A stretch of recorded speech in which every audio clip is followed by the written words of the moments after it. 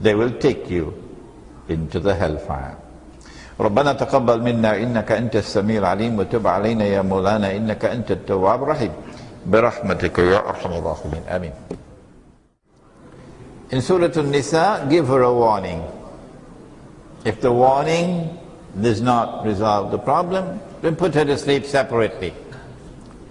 If that also does not resolve the problem, then if you think it can work, then Allah gives you permission to strike her, but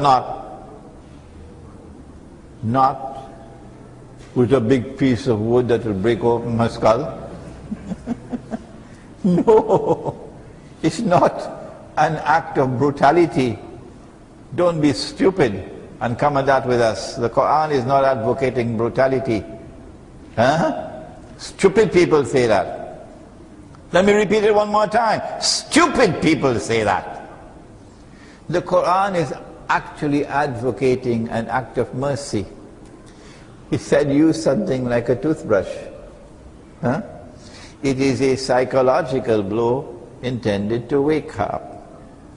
But if she's not a kind of woman who could respond to that, you might be in danger. If you take the toothbrush and strike her, she might take her shoe and hit you in your face. There are women in the world like that. Stay away from them. Stay away from them. Okay? And look for a pious woman who conforms in her life and her behavior with what has come from Allah and His Messenger. And there are many like that in the world. Get rid of this one. Divorce her. Any more questions? This is my opinion. And no one should accept my opinion unless and until you are convinced that I am correct. You should show respect for your own intellect. My teacher trained me like that. So this is my opinion. Dajjal controls the modern world. He controls the governments. He controls the political system. He controls the economy. He controls the system of money in the world today. His attack is most ferocious in cities. And so he causes the people of the countryside to abandon the countryside and come to the cities. And so today, for the first time in the history, we have mega cities. 10 million people, 20 million people. And you have all of these high-rise apartment buildings going up, all over the place, so that the countryside can come to the city, where Dajjal can attack them. My opinion is you must move in the opposite direction. Dajjal said to Tamim Dari in the hadith in Sahih Muslim, he said, when I am released, I will enter every town and every city. But he didn't mention Kampung. Kampung means, for the listening audience abroad, Kampung means village. So you must move in the opposite direction. I got an email from, I think, Dubai this morning. He says, Sheikh, I'm moving out of Dubai and I'm going to buy a farm in the remote countryside in Oman. And I'm getting out of this from Dubai. So you move out of the cities and you move to the countryside. And you produce your own food. And you must get out of range of the cell phones. You know they have the, what do you call them? The antennas? And these beam the radiation. Right? So you have to try to get out of range of that. There's something called fiber optics. And with fiber optics you could have internet, but you have no radiation. No. If you build a village in the remote countryside, out of range of the cellular phones, and you produce your own food which is not GM food, every young woman in the world wants to have a baby boy. Go ask them. Go and ask them.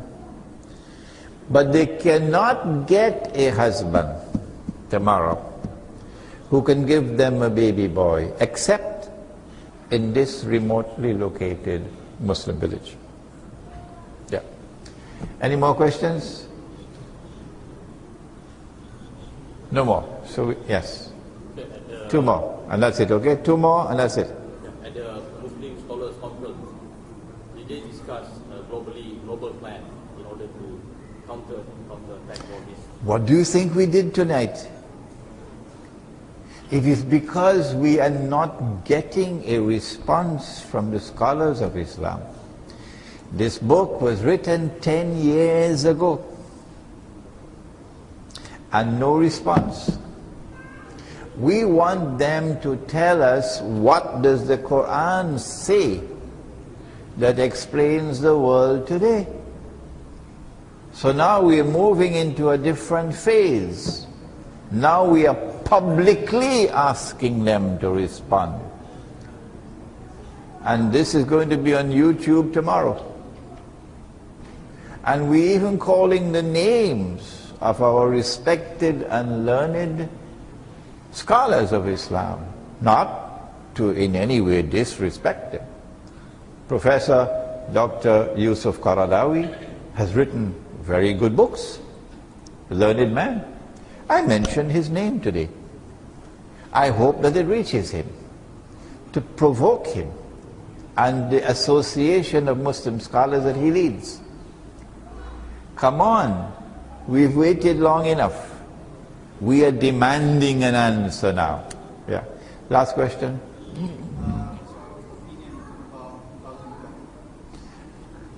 The opinion about 12th of July?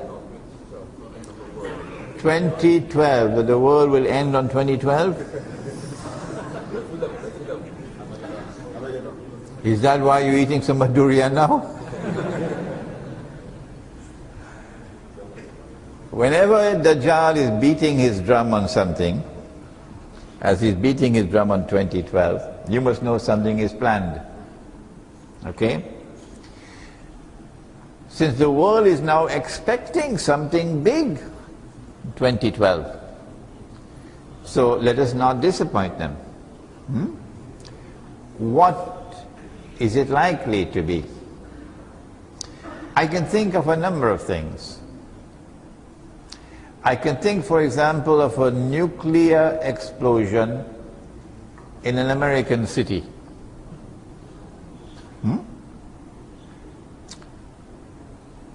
I can think about Israel launching her war to destroy Pakistan's nuclear plants and nuclear weapons, and simultaneously attacking Iran to destroy Iran's nuclear plants. I can think about such an attack leading to regime change in Iran, so that the present government, which I consider to be sincere in its opposition to Israel and in its support for the Palestinian cause, that this government is replaced with a government like Afghanistan, Karzai government. And when that happens, then it will fulfill another hadith about Dajjal. The Prophet said that Dajjal will be followed by 70,000 Jews from Isfahan wearing their Persian shawls. I can think 2012 is the attack on Pakistan will not only destroy its nuclear plants and nuclear weapons, but that they'll have to break up Pakistan to ensure that Pakistan can never rise again and rebuild their nuclear capacity. So one part of Pakistan going to India, Kashmir, One part of Pakistan going to Afghanistan for the greater Afghanistan, Pakhtunistan going to Afghanistan, and the province of Baluchistan becoming an independent state. If that happens, then China is finished. China can never again be a superpower once Baluchistan becomes an independent state. Why?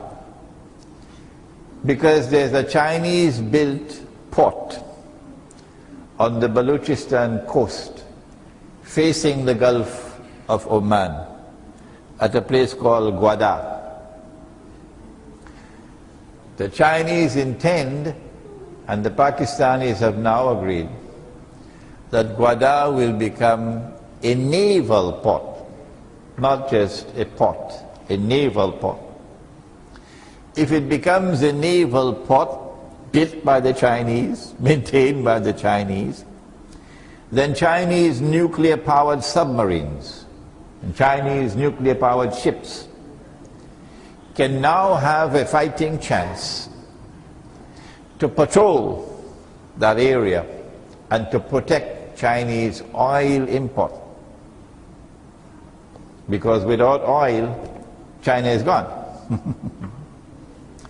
But if the attack on Pakistan takes place and Baluchistan becomes an independent state, then the first fruit of that NATO attack would be a US naval base in Gwadar.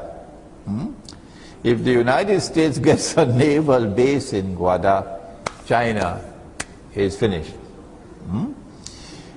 The other things that can happen, not only that they take over Libya, so that they're able to establish their military presence in Libya.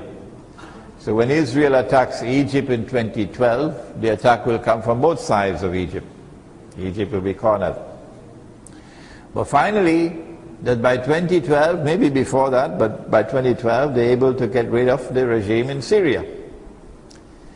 And the Arabs who are now fighting, like they did in the First World War, and they were deceived, fighting in the First World War in the British Army for freedom, and then ended up with what they ended up with.